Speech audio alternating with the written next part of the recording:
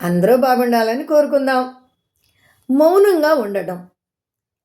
ఒక గురువుగారు కొంతమంది శిష్యులతో అడవి సమీపంలో ఒక ఆశ్రమాన్ని ఏర్పాటు చేసుకుని ఉంటూ ఉంటారు.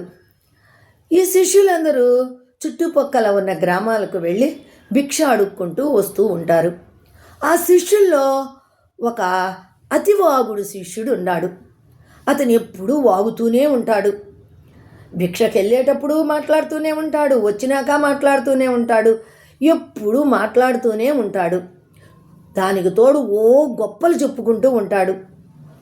మా నాన్నగారు చాలా డబ్బున్నాయన, మా ఊర్లో ఆయనే పెద్ద, నేను డబ్బు లేక రాలేదు ఇక్కడికి, విద్య కోసం విజ్ఞానం కోసం వచ్చాను అని గొప్పలు చెప్తూ ఉంటాడు. మిగతా శిష్యులకి అది ఇబ్బందిగా ఉంటుంది, వినలేకపోతూ ఉంటారు. అలా తప్పించుకుని ఉంటూ ఉంటారు. ఒకరోజు గురువుగారు శిష్యులందరినీ పిలిచి, మీ స్థానాలకు తగ్గట్టుగా, మీ స్తోమతకు తగ్గట్టుగా మీరు ఒక సంకల్పాన్ని ఏర్పాటు చేసుకోండి.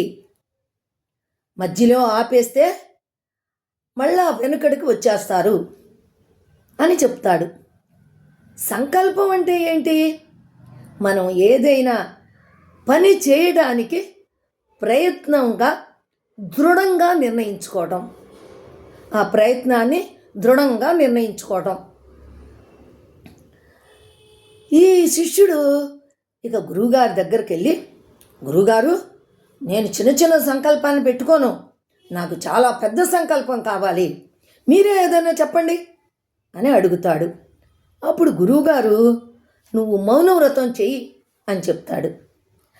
గురువుగారు, మౌనంగా ఉండమంటే ఏమైంది, మాట్లాడకుండా ఉండటమే కదా, అదేం పెద్ద సంకల్పం కాదు కదా, ఇంకా పెద్ద సంకల్పం చెప్పండి అని అంటాడు.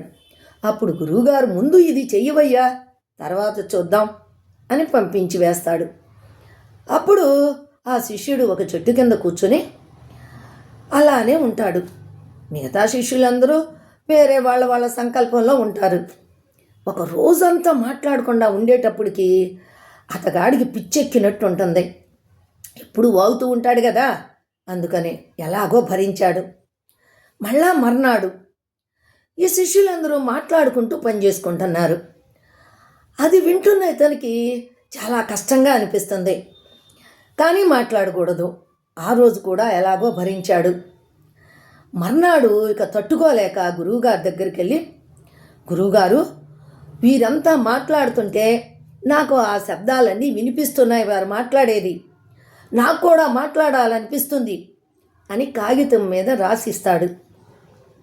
అప్పుడు గురువుగారు, నీవు అలా మాటలు వినని ప్రదేశానికి వెళ్ళు అని చెప్తారు.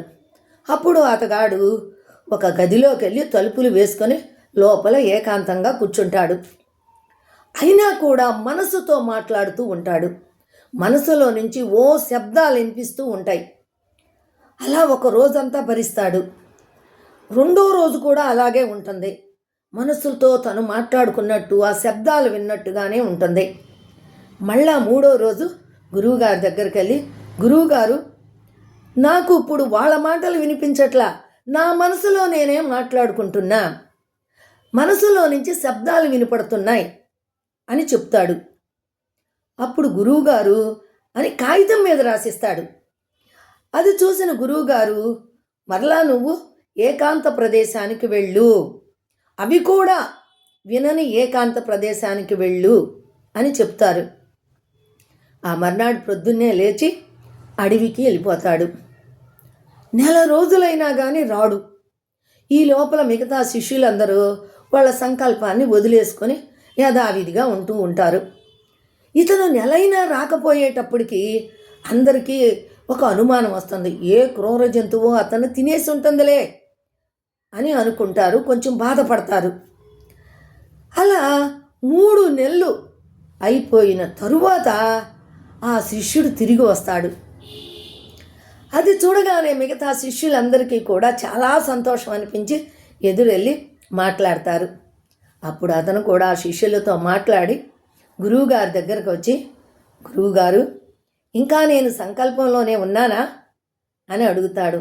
ఉన్నావు నాయనా అని చెప్పి అప్పుడు అతను చెప్తాడు, నేను ఇక్కడి నుంచి వెళ్ళిన తర్వాత నాకు ఇంకా శబ్దాలు వినిపిస్తూనే ఉన్నాయి, నాకు ఏకాగ్రత రావడం లేదు, అందుకని ఇంకా లోపలికి వెళ్ళాను, అరణ్యంలో ఇంకా లోపలికి వెళ్ళిపోయాను. అక్కడ ఏకాంతంగా నాకు ఎలాంటి ఇబ్బంది కలగకుండా నేను అలాగే ఉండిపోయాను. అప్పుడు నాకు ఏ శబ్దాలు వినపడలేదు.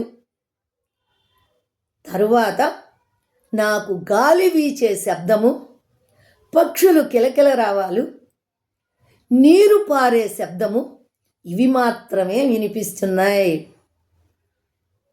అని ఇక తనకు లభించినటువంటి ఆ ఏకాగ్రతను గురించి గురువు గారికి తెలియజేసుకున్నాడు.